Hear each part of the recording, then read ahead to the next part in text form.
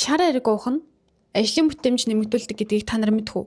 За энэ алкогол гэдэг зүйл хүний биеэс шингэнийг маш хурдан хүчтэй хөөх буюу шээлгэх үйлчлэгтэй байд юм байна.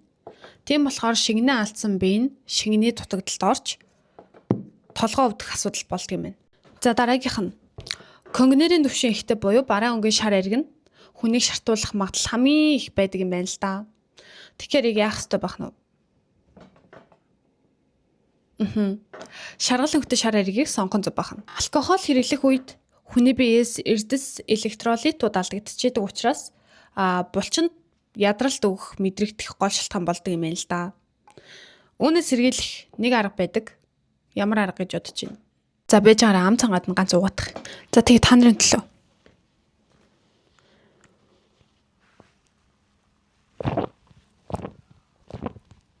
За сэргийлэх арга гэх юм бол эрдэстэй усаар эсгсэн шар аригийг сонгох буюу хэрэглэх нь биеэс эрдэс алдагдуулах эрсдлээс сэргийлдэг юм байна л да. Тэгэхээр ер нь бол та нарын ингээд нөх амар сайн мэддгүү байсан хэдэн асуултанд тодорхой хэмжээний гяс хурдан хариулсан гэж бодож байна.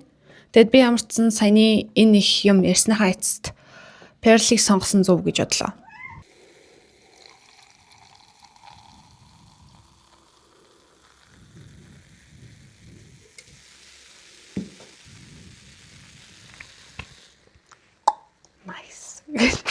Tony Horos, so we're still in goosebumps. Drip, drip, drip, like a water.